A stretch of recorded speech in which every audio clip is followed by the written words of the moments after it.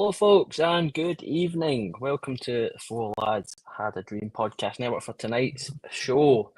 A wee bit of a different one, obviously. It's that time of the year, the magical time that is the January transfer window. Lots of great news and shocking transfer rumours, and that's just Ryan Kent being linked with a return. I'm sure we'll get into loads more as we go on tonight. If you're live with us, you may as well use the comments feature. Get your thoughts on the window. What do you think Rangers can be doing? And obviously get your takes on some of the players that we're going to talk about. But for it to be a show, I would need to have some guests, and I've got some really good ones tonight. First of all, Kenny, how are you, mate? I'm good, thanks, Andrew. Thanks for having me on. Looking forward to this. You're looking forward to it. We'll see how long that lasts when we get into who we're linked with. And also, last but not least, my good pal, Shona, how are you? Yes, let's just see how long this lasts. Looking forward to it, guys. I don't think it's going to last too long, but that's Rangers. Yes. Well, let's see what happens first. Will we talk about a player we're all happy with, or will we actually get the statement from Patrick Stewart about how much we've got, if any? Let's get into it then, shall we? I think we'd be lying to ourselves if we said that we're not looking at one position in particular. I think it's based on who we may have to field tomorrow night. Centre back seems to be our main talking point at the moment. Kenny, obviously, you know, I don't want to get too much into that squad because it's not really a pre-match show, more of a transfer show, but we are relatively short of options, it has to be said, at the moment. I know it's a tough time with injuries and so on, but, even Dujon Sterling being out, who was our backup centre-back, we're now having to reach to Leon King, and I was going to be silly if I said that I really wanted to see Robin Pröpper, but you've only got Robin Pröpper. You're going to have to just deal with it. It's a bit of a tough time at centre back. Yeah, no, I think we've got four out, really, haven't we? So if you include Suter, Balogun, Casemiro, and Sterling, we're down at the bare bones. So, yeah, I would agree with you, Andrew. I think when it comes to Rangers in this January, that's where we need bodies. It's as simple as that. And let's see how we go with it. But I would certainly be hoping that we get at least one in, probably two. That would be ideal for me, but we'll wait and see. Yeah, I think if we don't strengthen that area, at least short term, I think we may be in. I don't want to say we're in trouble because knowing Rangers, it would be surprising if I were to commit to something, they would obviously do the opposite. You never know. Maybe Leon King is now ready to hit the form that we hoped he could. But Shona, I mean, he's obviously mentioning Casemiro being out as well. It's tough when one of your defensive signings that you bring in the summer goes down with an injury long term. It just shows the luck that we have it when it comes to signing players, that they just seem to get hit with the Rangers injury bug. Yeah, especially when these players that are out injured, the likes of Casemiro that did particularly quite well, is very versatile. You've got Suter and you've got Balogun in there who are also very strong and physical in the air. I think that's something that we might be lacking in the next couple of games. We'll wait and see. So I think it's been quite evident in the last couple of results that we've had. We've conceded quite a few poor goals from set pieces. So I think it goes to show, I think if you're going to bring in a no-nonsense kind of type of centre-back, they've got to be strong in the air and obviously good at set pieces, because that's something that we've lacked in. So I'm sure we'll go on to the players that we have been linked with, and we'll give our opinions on that. But I think that's the kind of type of player that I would be looking at if Rangers are thinking about bringing in a centre-back. It's somebody that's a bit more no-nonsense, physical in the air, can win a header especially, and good at set pieces. Yeah, I think if we can get somebody that can tick a couple of those boxes, I mean, it would be difficult for us to find a guy that probably ticks all of them, which again shows you how difficult it is going to be a window for Rangers. And obviously January being more difficult than the summer at times, obviously with the mid-season price hike for some players. We've obviously got a couple names that we'll get into. I think we may as well fire in. The one that seems to be, or has made the most kind of rounds recently, Kenny, Johnny Evans. Obviously a well-known name in our neck of the woods. Obviously currently at Man United. Everything going on with Man United, new manager. Obviously they'll be looking at younger players as well, it has to be said, for the long term, because that's a big project in itself. there's a lot being said about wages. Obviously, age is a big one. Let's say the Rangers fan element in there as well. There's a lot being discussed about Evans, but what's your take on it? I wonder if you're quite similar to me in it. I'll obviously give you my opinion, but what's yours on the Johnny Evans rumours? I think it's a wee bit different from yours, where for me personally, I would say out of the players that we've been linked with, he would probably be my preferred choice. Purely on experience, purely on ability, to be honest with you. He's a good football player. But with that, you could turn around and say, at 30, is he 37? I think he's just turned 37. Is that right? That's not ideal. That's more of a Davy Weir type thing, isn't it? You're looking at experience and positional play more than anything else there with him.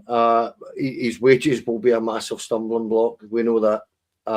So he would need to consider taking a fraction of what he's on at the moment. Whether that would happen or not, I'm not quite sure, because he is very, very highly regarded down in England. And come the summer, and I know we're trying to get him in. We might be trying to get him in this January, on a loan. But come the summer, he will be. He will have plenty of options and opportunities available to him down there, because he is highly regarded, and he did well for Man United as a kid. He went to Leicester, as you know, did incredible there, and back at Man U as a squad player.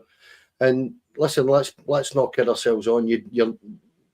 We all know the issues that Man United have or have had over the last few years, but you're a damn fine football player if you're playing for that football club, because they are what they are. They're just a monster football club. So for me personally, I think he kind of ticks more boxes than anybody else. His aerial ability is excellent. He can pass a ball, and we are looking at a stopgap, if you like. But what I would say to you is, I again, out of the options that we apparently have, I think Philippe Clement would be looking more at him than anybody else, because of the ability to play the ball out from the back and stuff like that. Whereas other players we're being linked with, that will come to, obviously, perhaps don't have that natural ability. Andrew? Yeah, I must have misread the room. My assumption was we were a similar vein of thinking. But I suppose I tried to take everybody's opinion into my own. I'm not going to lie to you. If somebody's got a better opinion than me, then I will definitely jump on the bandwagon. I'm a bandwagoner. I will not lie to you. I just have a big issue with the age part. I know as a club we have the notorious story of Weir and Egiog, and just kickstarting the whole Walter era again. And I suppose that again, if Johnny Evans could come in and have that impact, then superb, great. Anyone that signs for Rangers will always get my seal of approval, because you've now just signed from a club. You always get my support. I just don't know how much short term it's going to be, because I feel this manager wants to do the whole player trading model. I feel he's fully committed. So I wonder if he would make an exception. That's my thing with it. I don't know how the manager would feel about it. Sean, I obviously I want to hear your guys' opinions on it. Are you in the same kind of boat as Kenny? Look, I think as a stopgap, a short-term deal to the end of the season, it is an absolute no-brainer for me. I understand what people are saying about it. He's on, what is it, 65,000 pounds a week. But he's, if you look at his, I think he's only had 12 appearances this year for Man United. But if you look at his stats, he's won, tackles 71%, aerial duels won 75%, and duels won 68%. So he's still up there as one of a really, really, really good defender. Is it something that we need at this moment in time long term? Absolutely not. Do we need to bring in somebody younger, like a project player? No, because we don't want somebody that's going to take a couple of weeks or maybe months to get up to speed. We know what it's been like with the players that we've brought in so far. So as a short-term stopgap, I'm not too opposed to this option. He would be the best out of the options I think that we've been linked with so far. Look, we all know that Man United are going to be scrutinised for their PSR in recent weeks, so they will want to offload him. especially on the wage bill. Whether we can afford that is absolutely not the question. We're not going to be able to afford £65,000 a week. But look, I think one of the guys, Scott, in the comments, why sign Johnny Evans to win the Scottish Cup? Because we know that this year is pretty much going to be a transitional period for us. So I can understand why people might not want to bring him in. I get that. And I think, look, it's one of those ones where I know that Kenny says he'll probably want to bring in one or two by the end of January. The problem is that you've got Sterling not too far away. You've got Balogun, who's probably going to be back before the end of January, and Suter, who I've been told as well that will be back around about the start of February. But look, we just don't know, because sometimes when you ask Philip Clement these questions, he doesn't like to give a straight answer. So I think a lot of it does depend on how long these players are going to be out for. So look, I know, like what some of the guys said there, he has a few muscle injuries. Why would we waste the money on him? But I think if you look at the options that are available to us, because look, we've got to be honest with ourselves here. And I think there was a really good point made by a guy called Stefan Borson, who was on the TalkSport yesterday. And he was saying there's a lot of clubs out there. Leicester City and Chelsea are going to probably face sanctions as of next week. There's no money. I don't think there's any money that any big club that's going to be spending in this January transfer window. I think there's going to be a lot of loan deals. So I don't think that we should be spending money on a centre-back. I wouldn't agree on that. I think we should be looking towards that in the summer. And just be careful of, obviously, the injuries that we've got this just now, whether they're long-term or short-term. If they're short-term, then I don't see the need about bringing in a centre-back. But if you're going to talk to me about the options that we've got available that we've been rumoured and linked with, I think this Johnny Evans one probably became a bit more of a rumour because Patrick Stewart and the rest are now in the building, and that's probably where it's came from. But I think out of the options that we've got available on a short-term basis, I think he's the best one that we could be linked with. So that's just personally my opinion. I think he is a great defender. I think he was Player of the Year when he was at Leicester City, when he was there before he moved to Man United. So look, he's got experience. He's physical in the air, like Kenny says. He can play the ball out from the back, and what he's good at is that he's good at set pieces. So he's the kind of type of defender I think in the summer you'll be looking at a younger version of Johnny Evans. So as a short-term fix, I would absolutely 100% take him if we need him. So it's a big if from me. So look, we'll wait and see about that. So I know that Clement said it's several weeks away, but several weeks away takes you into what, probably, I don't know, maybe the first or the second week into February. So look, we'll just need to wait and see what these guys think. But I personally think that the ones that we've been linked with so far, I think Johnny Evans would probably be more suited, I think, to what we need at this moment in time regarding set pieces and what we're struggling with at the moment. Andrew, can I just say something very quickly? I've seen the comments there, a lot of folks saying no to Johnny Evans, and I understand that. And one guy saying there about, why sign him to win the Scottish Cup. It's not so much that, it's we are at the bare bones. We literally have got Nsiala, Leon King, who's not playing at centre half for the B team. Very often he's playing in centre mid, isn't he? So as a holding player, but and proper, that is all we've got left. We need bodies. It is that simple, as you say, Shona, unless there is a light at the end of the tunnel, in terms of the boys that are injured just now. I know Balogun isn't too far away, but let's be honest, guys, that when you look at Balogun, when you look at Sterling, and when you look at Suter, they are injury prone or prone to injury. They are. It's that simple. So that's all we're talking about. We're not saying that we're going out our way to want Johnny Evans at Rangers here. It's just that we need a body or two. So I think, again, it's astonishing we're in this position. I know the manager has been saying no other club in the world has these injuries. I know it is ridiculous. I know we make what, 3 defensive signings in the summer, proper Casemiro and also Clinton Nsiala. Obviously, everything that involves Clinton Nsiala at the moment is he could play, but is he ready to play? That's the big argument with him. Cass gets injured long term, and Robin, obviously, it's ridiculous how depleted we are. We'll move on to some of the other kind of names we've been linked with, some more recently than others, some more, I want to say, Instagram likes than others. Well, I'll go to the one I've seen a few times already in the comments. I'll see if I can scroll back. Nikola Katic, I think this is an Instagram likes insider scoop from what my understanding of the rumour is. He's a player that seems to divide opinion even further down. A couple of people saying, he isn't strengthening the team. I'll bring that one up. Was it says Cody saying it wasn't good enough to win us the league first time around. He's not good enough now. We need to strengthen the team and not go backwards. It's one, Sean, I'll bring you in at first. I mean, I remember Nico fondly, but that was a fair while ago now. You're talking several managers since. The teams he's facing has changed ever so slightly with, well, not really if you think Brendan's back at the helm for them, but I feel like he's gone away now. We've moved away from the way we were playing under Gerrard.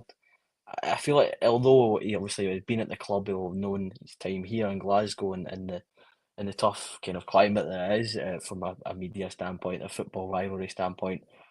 He'll have known this, he'll remember this. But again, it's one of these where, again, is this a long-term piece? Is this a short-term piece? For me, I mean, the league itself, going to Switzerland, it's a Swiss league is a kind of area would maybe go wider than the English Championship, wider than those kind of leagues. Switzerland probably falls into that category, but at 28, I know he centre back side reach a peak a wee bit older. Is he really a player we can fit in? I feel like he's kind of middling, that he's not experienced and he's also not too young to be a player trading model piece. I don't know where it would really fit into Rangers. What's your take on Nico? Look, I think this has all came from Craig Moore, isn't it? He was talking up Nikola Katic, and look, it's all came from there. Nikola Katic, for me, I didn't mind him when he was at Rangers, but the problem was when we brought in Helander and Goldson were a far better partnership. Helander was a far better centre back than what Katic was. But if you're looking at the profile of what kind of player that I think, should I say, for a centre back, we should be looking at like a no nonsense defender that's good in the air, because I feel at this moment in time that that's something that we really lack on, and something at set pieces.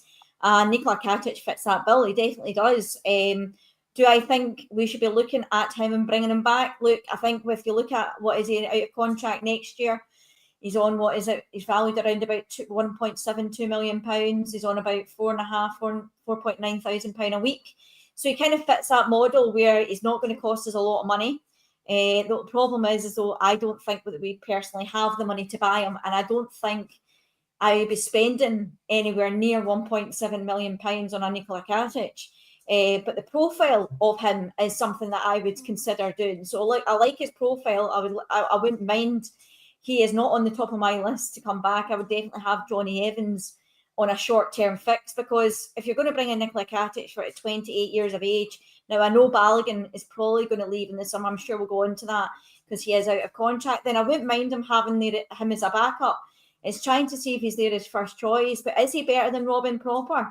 That's what I think a lot of the guys have got to say to themselves that are out there just now. I probably do agree that Katic is having a very, very good season. He's been doing well for the last couple of years out in Zurich. If you look at his assists, tackles won 70%, aerial duels won 67%, duels won 57%. So, and he's got, 2 goals and 2 assists already this year out of 18 appearances. So he has got better over age, and I think that's what happens with defenders. They do get better. So look, I would take him on a free. I think he's probably best for like the domestic games, and obviously set pieces, something that we're not very good at. And like I said, when he's good in the air. So he does fit that profile of a no nonsense kind of centre back that I think that we should be looking at. But I think a lot of them is a case of what do the guys in the comments think. I think a lot of them are probably 50-50 on Katic. I don't think a lot of people like to bring players back that have already left their football club. But do you know what? It was a really tough one for him, wasn't it? Because he suffered that really, really bad injury. And I think a lot of fans out there were kind of, they thought at the time he did make a few mistakes, and they thought, you know what, his time was up at Rangers and he should go. But then there was the other half that were quite kind of felt sorry for him in the way it kind of ended. So, I would probably, he's not my first choice, but he's the type of profile player I think we should be looking at.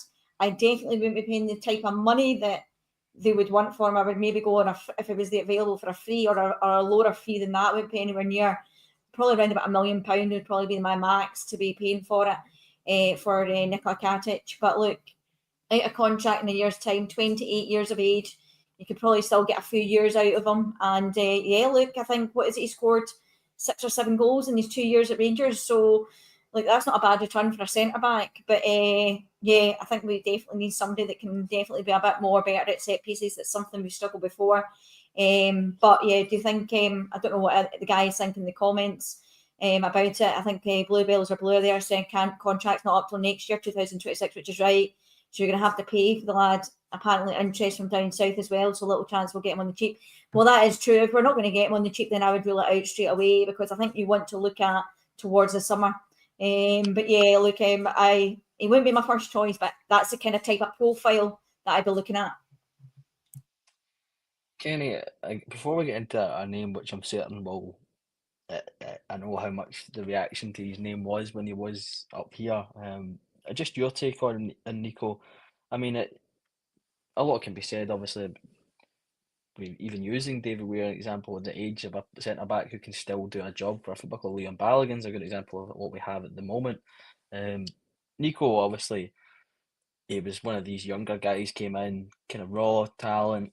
Gerrard seemed to like him, and he worked alongside Connor. But as Shona said, Helander came in. I think somebody will bring it up quickly if I can scroll back to it. Mentioning the kind of age gap between Katic and Helander at the time, and you could kind of see Holander's probably more assured in himself. There was a bit of injuries in there as well. But for me, I'm not opposed to it. Again, I'm not opposed to any signing for Rangers, especially in the centre back department.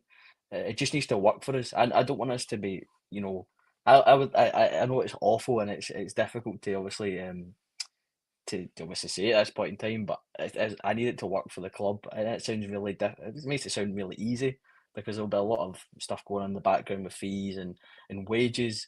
But I think we just need to be as careful as we can, because we do have quite a significant project. I suppose that does lean into the Evans kind of debate. Nico on a free in a year's time, I suppose, in my opinion, it depends what happens in that kind of time period. Because the summer, I think, is when we're more likely to see a better centre back long term option come in. I don't think Katic really should be at the front of our mind. What about yourself? I don't think he's really a here and now pick. No, I tend to agree. What I would say is I felt sorry for the boy, because as Shona said, he got the cruciate injury, was out for a year, was sent over to Croatia to Hajduk Split, and kind of struggled there, and a team that was struggling as well that season. So, and he came back and he was basically just kind of shifted on in the summer, wasn't he? And I felt sorry for him, because he was a little bit of a cult hero. He had a bit of cult status at Rangers for scoring the winner at Parkhead and stuff like that. And my problem with Niko Katic was that he was not the greatest of footballers in terms of passing the ball, and was caught out of position several times in important games, and ended up costing us at times. And my only issue with him is that I'm not actually up to speed with him at all in terms of how he's playing. I know he's over in Switzerland. Is it FC Zurich he plays for, I think, isn't it? And I am not up to speed in that league at all. I don't know much about it. I haven't seen much of him at all. But I'm one of those guys, one of those Rangers fans that over the years, I'm not keen on players coming back. And if you're having to pay money for Niko Katic, I don't think he's what the manager would be looking for, is kind of where I'm at. I just don't think he's the ball player that Philippe Clement wants or needs in there, Andrew. And by the way, RFC 72 told me to get my boots back on. Listen, I'm 54. I drink too much. I smoke too much. And there's no way I couldn't do it now. I couldn't last 3 minutes. Are you injury prone though, Kenny? Because you'd be straight in that case. Well, I did do my cruciate when I was a kid, so I'd fit right in up there, put it that way. Are you good at I'd be set expecting pieces? a call anytime soon. Are you good at set pieces? No, terrible. I was a left back. I didn't really bother. Let the big guys deal with that. Well, I think that maybe rules out one option then. I don't think Kenny's on the cards here. Unfortunately, I was right behind it. I was going to get you in the back of my top. But I think going from a very likeable person in a Rangers squad potentially to a rather maybe not in some cases, a person that certainly drew the ire of some of the support in his time up in the capital. Ryan Porteous, a name I've seen a few times this week. I think some less likely shout there, to be perfectly honest. I'm going to be honest. I'm going to throw out here. I'm going to go a hot take. I did not mind Ryan Porteous when he was up in Scotland. I liked a good, just wind up merchant. I fall into that category. I thought at the time this is before he went down south, because he was on free at that point. I thought if you brought him in and paired him with an experienced head, a Leon Balogun or something like that, even a John Souttar, I thought you could have moulded him into a Rangers centre back. Whether or not that's the case now, I don't know.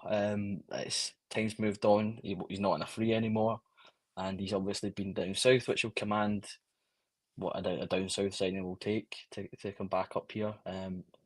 Sean, I'll get your opinion on Ryan Porteous first. See from your expression there, I have a subtle suspicion of where you're leaning on it, but I'd like to hear it from you yourself. Well, it's a no from me straight away. No, do not fancy Ryan Porteous. Don't like his discipline record.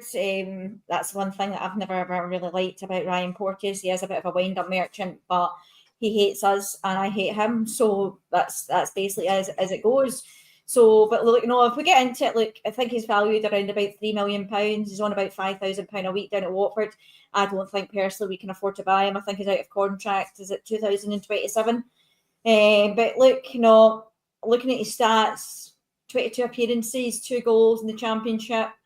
Look, I know a lot of these stats I'm basing it on more league appearances. Tackles won 67%, aerial duels won 59, 55%, duels won. I'm not overly convinced actually.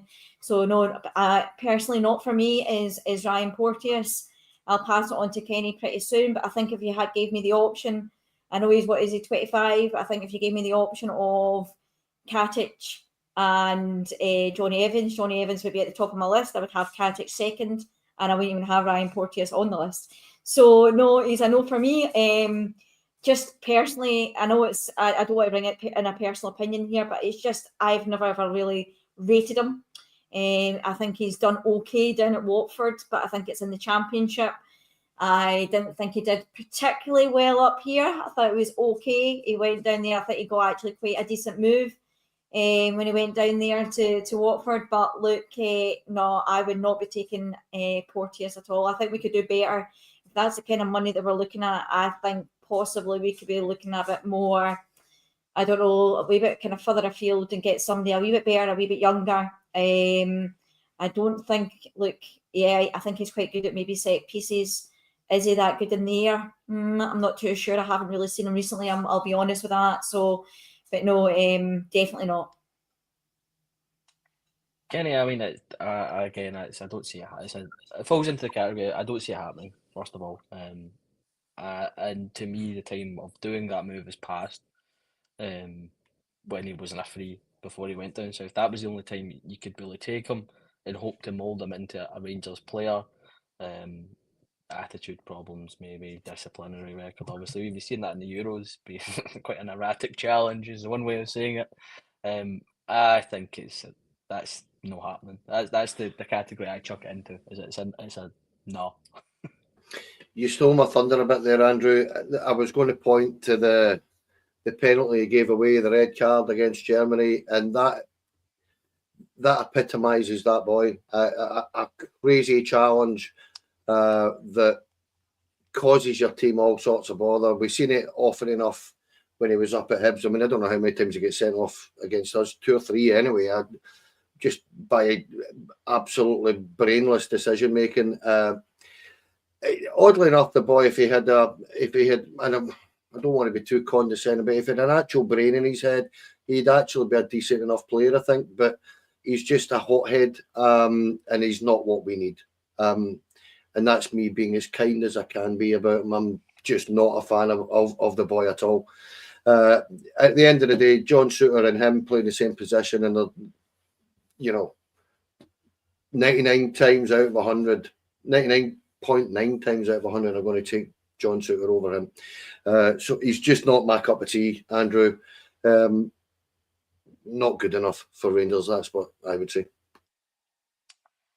I think that kind of will round up our kind of centre-back talk. I obviously would like Rangers to go further afield. I've said it before on the show. I think if we're going to commit to player trading. Irony is I was looking at Katic again and thinking the first time round when he joined Rangers, a young lad from the Croat League, Slovan Belupo, I thought that fits perfectly into the nowadays trading model. But I suppose we'll just need to wait and see where the centre-back talk takes us in the coming weeks. We'll move on a wee bit towards, further up the park. Again, we'll kind of need to get into some outs talk as well, as Rangers will need to. I think that needs to be just as big a priority as any incomings. And in some case, maybe we need more outgoings to bring in incomings. I'll just quickly before we there, a pre-contract potentially at the weekend at marked down in our kind of our pre-pod agenda. Lyle Cameron kind of came up. He's a player that I like. He passes the eyeball test for me. Do you wanna you put in these kind of stats for his player profile, and it doesn't. It's one of these to me. But I'm reading the stats and watching him in the games. I've seen him. It's almost like two different players. I don't know if it's just I'm not seeing him in a big enough big enough run of games, which it could be. I don't watch it too much of Dundee. To be perfectly honest here, I wouldn't be a Rangers fan if I was watching Dundee week to week. But it's one of these where maybe the bigger picture of going off of stats itself maybe doesn't look like a great deal, but in a pre-contract, a Scottish player on the younger side of the scale, it depends on what the manager and the kind of our football recruitment team see in him. But stats obviously is quite a big thing when it comes to bringing in players nowadays. Yeah, I think we'll look at the stats, and if you look at the stats comparison between him and Barron is off the scale chart, and how he's doing compared to Lyle Cameron. And I took a lot of the stats for Barron from last season when he was at Aberdeen to get that real good comparison to Lyle Cameron having a good season at Dundee this year. Like every time that I've watched Lyle Cameron, I think he's been a standout player for Dundee. He's somebody that I think we should get. Like I really do. I think on a free, I think it is an absolute no-brainer. As you said, he fits that kind of profile where you look at the homegrown talent. We don't have that much in our squad. I know that things are changing. Like I think in the next year or so, isn't it, as well, that we don't need as many homegrown players. But you still want to have that kind of feel within Rangers. I think that's what Rangers was always built on, wasn't it, with having homegrown players. I don't see why if you got him in as a free, he could be a really good option.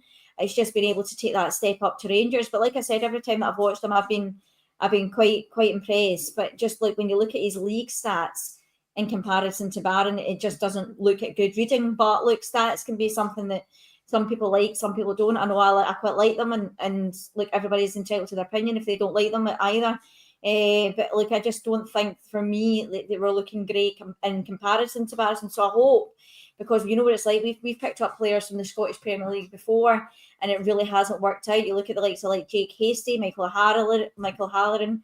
You look at other players, I think maybe Jordan Jones, people like that. I think even Greg Stewart didn't really hit the heights at Rangers, did he? So like there has been times where we have picked up these players and their stats, and they were performing well for their teams. I definitely think we should be picking up this player on a free contract anyway. I'm not really saying like I don't like my stats, but like I think that the eye test shows that he is a good player. It's just for me, is it whether he can take that step up to Rangers? I think he is I'm not sure if he is a Rangers fan or not, but there seems to be a lot of talk around this one, doesn't it? So whether that will get done this month, because I wonder if Dundee will want money. I know he's only on about £350-400 a week. So he's not going to go to the same kind of lengths of Aberdeen, where we're going to go through tribunals and things like that. That's not going to be the case. I think it'll be a case of it'll be a couple of $100,000 that we would have to get him for. So you're probably talking the region of maybe £200,000-300,000 would be your kind of your development fee that you would pay for him, because he is on low wages. But no, look, although there's somebody as mentioned there, I think it's RFC 72 saying he is a Rangers fan. But bring him in then. No, I'm joking. So no, but that's just something that that hopefully that he would want to do the same like to Barron and take that step up. So look, I know when people are saying there that Cameron is actually more forward thinking. And the others are more defensive. I get that, but if you look at the comparison of the two, Barron is well ahead of Lyle Cameron, and I think Lyle Cameron hasn't really been able to get that, should I say, that experience when it comes to the Scotland under-21s in comparison to Barron. So that is another thing. So I think that Barron probably has a little bit more experience. So that could be something to do with the stats as well. So look, I'm not going to be one that's going to bite him off just purely because on that basis. I think you've got to look at the player, and I think he stands out as the best player for Dundee at this moment in time. So look, we have a Thursday night game tomorrow night against Dundee. So I think what I'll do is I'll be keeping an eye on him, and I'll see from there. So, but yeah, look, I think Scott's right at saying what's happened to Barron always slow, sideways slow. So look, it'll be a case of let's look at Lyle Cameron, let's look at Barron tomorrow night, and let's see what they can do. That was my fear, Kenny. As I said before the show, that we'll say, "Oh, Cameron, I need to see a wee bit more from him," and then he'll go and bang in a goal or two against us tomorrow night. I was thinking back to the last game against us at Ibrox, and I remember, I can't remember when particularly the phase of play, but I remember I think we had 3 guys on him, and I think he spun out of the press, and I just went, okay, he just made us look like a mug. Again, the issue is, are we a great measuring stick this season? I think that's a worrying thing to comment on. Although I think we have players, and we'll get on to this discussion of outgoings with some players. I think I would have said that Lyle Cameron's maybe a wee bit more forward thinking in his play. I'm not saying he would be a direct replacement, but if a player like Tom Lawrence is going out of the door in that kind of attacking, he's not exactly the fastest. I don't think Lyle Cameron's exactly a speedster, but can carry the ball, can play a pass. I think from a player trading standpoint, younger, better in the fact that we need Scottish players. Obviously not as many, obviously with the way things are going for the European squads, but having a kind of Scottish backbone or having a higher level of Scottish talent in your team, I think it's a really good deal if we can get it done on a free, regardless if there is an option to maybe bring him in January for a smaller fee. What's your take on Lyle in these kind of spotlight?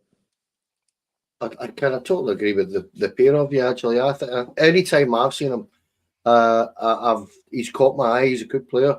Whether he's, I'm a bit like you, Andrew, whether I've just not seen enough of him or not, because when Shona did stick the stats up on the chat earlier on, I was a bit surprised at some of the low numbers that they were on it. But listen, stats are there to be manipulated. I've always said that. You can look at them and take what you want from them sometimes, but the eye test is what I kind of tend to judge it with, because it's what I trust. If you like, when I watch a player and I see him play well, in my opinion, then I'll kind of judge it on that. But what I would say is that you both kind of covered this really well. Whether the rules are changing next year or not in terms of Scottish players, we need more Scots, more people that know what Rangers are all about in our squad. We need a number of them. We don't have enough of them at the moment, and it would help, and it would be an important way of building the squad is by bringing 3-4 younger Scots in. As you said yourself there, Andrew, it plays into the kind of the way what Rangers are trying to do in terms of the player trading model and everything that we're trying to do. On the boy himself, I would be very tempted to take a punt on him this January. Actually, if we've got a couple of £100,000, £200,000-300,000 to spend, I would be tempting them with it, because we've been talking about centre halves all show so far, but I actually do think we need another midfielder in there. I think we're a bit light, and that might come down to a dependence on getting players off the bill, which we're going to talk about. But getting players out the door would allow 2 or 3 of these guys to come in. So I think the two of you covered it really, really well. Totally agree with the pair of you, actually. Let's talk about some of those players I need to go. There's a couple of players obviously about a contract. I mentioned Tom Lawrence there. In that case, I think it'd be difficult to get anyone to bite on him in January. It'll probably be a ditch the contract in the summer, thankfully, because the age, the injury record, and the money he is on weekly. Another player that is on quite a lot of money weekly. It's going to kill me to say this, Shona. Rabbi Matondo. Obviously, my opinion is completely biased as I have the Welsh Dragon tinted specs on. I have to admit the wage he is on is quite eye-watering. Obviously, 5 appearances, 2 goals to assist this season. I think that was coming in the county game at Hampden, I want to say. Last season, I had a kind of running tally on. I think it was a goal or an assist every 75 something minutes. A player that on his day I think can help the club, but on his day is a day that happens far and few days between. It's tough for me to say this, Shona. Please save me and give me your opinion on Matondo. I know it's not one I want to hear, but what's your thoughts on these kind of players? I'll chuck a couple of names at you just so we can kind of scattergun, like your Kieran Dowells, obviously Tom Lawrence and himself. Contracts are quite extortionate. Yeah, I think if you look at Rabbi Matondo and you look at the likes of Dowell, they're both contracted till next year. I think Dowell's not on as big as wages as Matondo, but look, we still need to get this wage bill down, unfortunately. And I know that somebody's just said in the comments there about Dessers, it's going to be very difficult for me to accept that as well. I personally don't think that move's going to happen. If you look at the source that's come out with that move. And also as well that the Calgary, I think their top earners only on £30,000 a week, so I can't that for me I can't see happening. But would I accept £4 million for Cyril Dessers? Absolutely. As much as I love the guy, we're Rangers at this moment in time. It's like saying about Egaman. If somebody came in for just now in this January transfer window and offered £15 million, are you going to take £15 million for Egaman? £20 million? Of course you are, after having him only in for about three months. So, if you look at the players that maybe likes of Matondo and Dowell who do have an extra year left in their contract, you look at the appearances between the two of them. Do you know what I mean? I think that was at 16 appearances that they've made. You look at Matondo over the years that he's been here, he's not made enough appearances for me. He's constantly injured. He's a player that we're paying big money on. And I just don't think you're getting the same return for him. Like, he scored an absolute cracker of a goal in the 3-3 game against Celtic. I won't take that away from him. And you do see moments when I think at the start of the season when we were going down that left-hand side in particular, I think him and Yefty were building up a bit of a strong relationship at times, but you're not getting your money's worth for him. And look, for me, I think you've got to move these players on. I think we've already spoken about. Well, we'll go on to speak about it. And I'm sure Ken will before we get to the end of the show. But if you look at Tom Lawrence, Alex Lowry, Cole McKinnon's now going on loan to Ayr United to the end of the season. You can basically say goodbye to his career at Rangers, because I can't really see that Rangers would have offered him an extra year's contract before letting him go out on loan. You look at Adam Devine. Zach Lovelace is a player that I've really, really liked. I think he deserves more time in the first team. But look, he's another player who is constantly getting injuries all the time. So, and he's out of contract in the summer. And then you've obviously got Balogun as well. So there's a considerable amount of players that we've got going out of contract. But at the end of the day, guys, we're going to have to save at least another £3-4 million in wages. So a lot of these guys, especially like Leon King as well, and you talk about Adam Devine, they're on big contracts. See, for people that are playing in the B team and they're getting paid nearly $8-9 grand a week. It's substantial amount of money, especially the likes of Alex Lowry. Alex Lowry has got all the talent in the world, but he's just not applied himself. He had the opportunity in the friendly against Birmingham, and obviously when we conceded that goal, you didn't see him track back, you didn't see him doing any running off the ball. And I think it's just when you've got an opportunity like that, you've got to be able to take it. And unfortunately, some of these young guys have not taken their opportunities. Look, I don't think we've given them enough in the first place either. So it is a catch-22. But I think if you're looking at the likes of Matondo, Dowell, Tom Lawrence, Cyril Dessers is another one.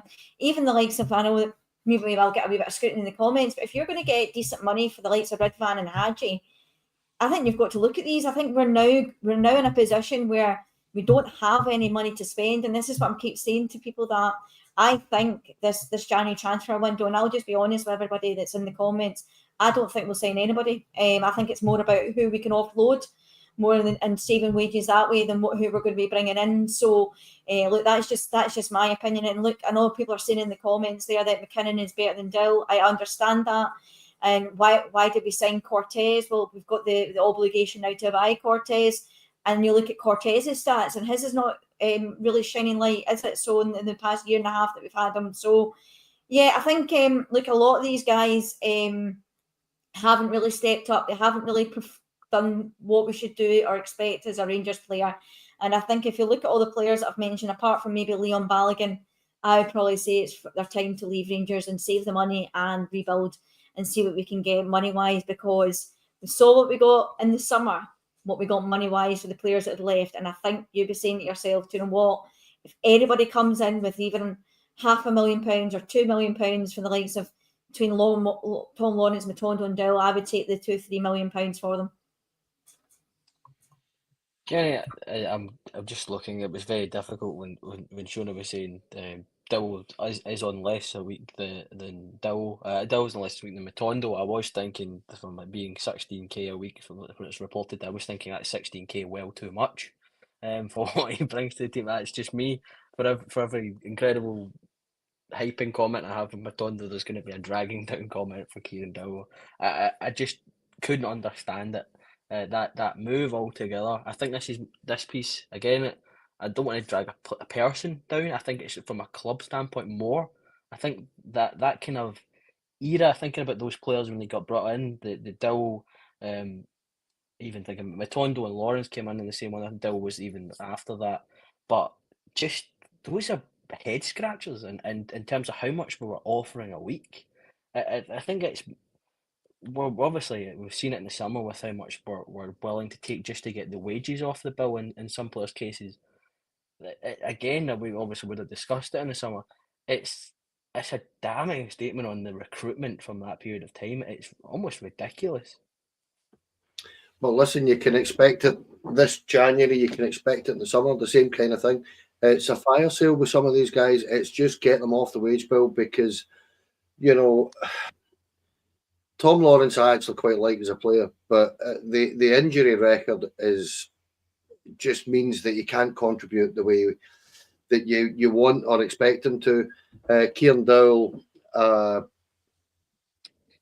well, he's by all accounts he's a number 10 at Norwich. He was a number 10 at Norwich. He's not a number 10 up here. He's just not got that ability to unlock defences that we're going to face. And on the money he's on, playing him out on the right-hand side once every 2 months is kind of pointless. So it is a case of trying to just offload him if you can in any way, shape or form. But listen, guys, all these guys, what you've said there again is all absolutely correct. One of the guys you haven't mentioned, and it's maybe not for this January, but another one that we're going to have to look at is our captain, James Tavernier, who's on a huge wage and he's got a year left, and we've got a major decision to make over the next couple of months about what we're going to do with him, because he isn't the future of Rangers. Age and time tell you that you know he's just not going to be that. And Shona made a cracking point, and you can corroborate to that. We're talking about the youth team and the academy, and some of the wages these kids are on. They wouldn't get these wages sitting playing for any of the other 10 teams out with Rangers or Celtic in the Premier League. They are in ridiculous money to sit and play what is nothing more and nothing less than glamorised friendlies, and been utterly incapable of taking the step up. And this is where Rangers have got more issues than we care to mention, because it is one of those things that they don't have a league to play in. So I feel really sorry for some of these kids. The prime example that Shona mentioned was Zach Lovelace, who can't take the step up. He's too good for the B team, but he's not quite getting the experience and the wherewithal to play for the first team due to injuries and stuff like that. And a lot of these injuries might be to do with the fact that they're just not playing enough football. And it's just one of those things that youth academy needs almost kind of emptied over the next few months, along with the first team, where we have got genuinely still 6 or 7 guys that, if we're being honest about it on here, we just need to find a way of getting them to leave, if you like. Dessers is one that I personally would like to see go. Not that I don't think he can do a job for us. I've stated multiple times that I think he can, but I think on the wages he's on at the time in his career, if we can offload him for literally almost a fraction of what we got for him, and he can get his wages elsewhere, I think we could invest whatever we get. I don't know, Shona's going to smack me about in a minute for saying that, but I genuinely think it's one of those things that we've got to look at the next season and the season after here in terms of squad building, Shona, and I just don't see him being a part of the future. No, I totally agree. I think when you've got these high wages that a lot of players are on, and that is the biggest problem, and it's not just a concern for Rangers. You look across the whole Premier League just now and you talk about PSR. The problem with PSR is actually the revenue they're bringing into the club, but the wages that they're spending on players. This is not just a Rangers thing. It's happening across the whole of the Premier League. Rangers have got a massive issue when they need to bring down the wages of our football club because it's not sustainable, and it's not sustainable for any club that's out there. So I totally understand what you're saying, but the problem is who in the right mind, even in the likes of the Premier League, must be saying to themselves, you look at the guy, I know we're going to go over quite a bit here, but you look at the guy, Menu, for Man United, who is I think he's just turned 20, I want to say round about that age. Look at, don't 20, yeah. Yeah, and he is demanding, because Chelsea are now interested in him, he's demanding at his age £200,000 a week, because the likes of Mason Mount is on over £200,000 a week. And it's just becoming a little bit ridiculous when it comes to players demanding the amount of money that you get. Obviously, we've put ourselves in this situation. But the problem then you've got is, because these players are on, look at Rashford as another one. You look at, they're trying to offload Rashford as well. But the problem you've got is, because these players are on so high wages, the problem is that people that are wanting to come in for them, they're not willing to pay those wages. And this is the problem you've got, because then you're trying to get a transfer fee for the likes of Dessers, who has been linked with Calgary in Italy, isn't it? So the problem is then he's on pretty much the same as what the highest paid player is at the football club. And I just can't see that transfer happening, because they're going to have to pay a transfer fee. And then he's going to have to agree to a lower term in wages. And you're just not going to have players that go out and do that. So, look, I know people are saying there you can't live on £200,000 a week in London. I think you probably could, but look, at the end of the day, I just think that there's out there. There's players demanding far too much money for the wages that they get, and the problem is that the clubs are accepting that, and then you're in a position now where you're trying to offload players that we're talking about here, like Matondo, Tom Lawrence, other players that we've had previously. You talk about Lundstrom, you talk about Tavernier, all these players, but the problem is, though, are they going to take the hits? Because I can't see them doing that, and that's the biggest problem that we've got. But that's what I mean, Shona. We saw it in the summer, £800,000 for 5 players, and that we got, and it was to literally get these guys off the wage bill. It's for no other reason than that. So we're asking them for literally a token fee, a pittance, so that these other clubs can match their wages. Sam Lammers was in £30,000 a week. I mean, Sam Lammers in £30,000 a week.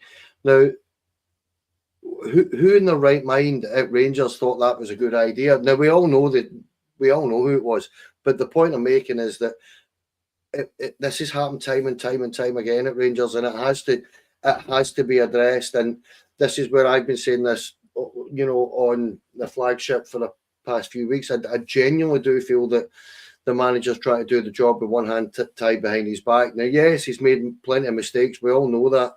But at the same time, when you're trying to address this, what is effectively a shambles of a recruitment process over the past 3 or 4 years, then it needs addressed, and it needs addressed as quickly as possible. So my point about that is exactly what you're saying, that I wouldn't expect if Cagliari are genuinely interested, and I've just butchered their name, but if they're genuinely interested don't be surprised if he goes for almost nothing. That's my point, that it will be a look, do us a favour. We'll drop this transfer fee to X so that you can go and get Y. I think that's the way we're going to have to work for the next 18 months or so. Look at the guys at Pablo Bar that's in the comments there. How much are we hoping to get for Davis? That's another one. Ben Davis on the best part of like late 20 or grand a week sort of thing. What is he on? 25, 26, 27 grand a week. So yeah, that's just another one that is failed to deliver up here. And I'm pretty sure, and I could be wrong, and people can tell me in the comments, but I'm pretty sure we still over Liverpool money for him. It's it's funnily enough, when I seen Davies get dropped in the comments, I'd completely forgotten about him, and you've now ruined my evening. Thank you for that comment, because I've had to relive so many Ben Davies moments now. He scored a goal against Betis. There you go. There's your sweetener. I think the one word came to my head when we were talking about the youth academy, and it was overhaul. I think this team as a whole, as a club, that word needs to encapsulate for the next window, the window after that, the window after that, and so on. And once you have something that fixes it, stick to it. We cannot deviate back to these signings. Madness, absolute madness. That is the only way you could rationalise us signing these players, is that the person that did it was a madman. And that's the nicest way of saying it. I'd love to say a lot more, but I would not be allowed to continue on this platform if I said how I really, really and truly honestly felt about those in charge who made those deals, apart from Matondo. But we'll move on, and I think we'll wrap there, because I don't want a slap in the wrist for wasting so much time and continuing on a Matondo hype train there. We'll wrap up, but before then, just again, thank you to my two guests who, you know, I've spent this evening with. It's a group therapy session of sorts. So firstly, Kenny, thank you for coming on, mate, and thank you for making it a lot easier tonight. No, thanks for having me on. I've really enjoyed that. Enjoyed the comments and having a wee look at them. And yeah, thanks, Shona. A really good chat, really interesting, and plenty to do from here to the end of January, isn't there? We've got lots and lots of work to do. Whether we can get it done as a football club, we'll wait and see. But honestly, Andrew, that was great. Enjoyed that. Thanks for having me on. And last by certainly no means least, Shona, thank you for coming on and helping me through this last almost hour of Rangers catastrophic transfer topics. Well, we managed to get through an hour there without talking about Lawrence Shankland, thank God. So no, I know, send me over the edge. Honestly, anybody that suggests that we should be buying Lawrence Shankland, I'll be telling them where to go. No, look, in all seriousness, look, guys, thanks very much for your time tonight, Kenny and Andrew. It was really good chat. And you know what? Let's get a wee special mention to the guys in the chat tonight. I thought their comments were really, really good tonight. Gave some really good opinions as well. So look, that's all we're here for, is opinions, isn't it, at the end of the day? And look, they were coming up with really good ones at times, so, and coming back at me, which is obviously a good thing. So, no, but thanks to everybody that was in the chat tonight. Really appreciate it, and thanks to you guys. I really enjoyed that. Yes, thank you for joining us this evening. Keep your eye on the channel. We like we subscribe, gets you up to date when the next uploads happen. You'll have lots of continued Rangers content, whether you like it or not, unfortunately, with Rangers at the minute. But yeah, keep your eye on the channel for lots more on Rangers. Thank you again for joining me this evening. I've been Andrew, my two incredible guests. Thank you for tonight, and see you next time.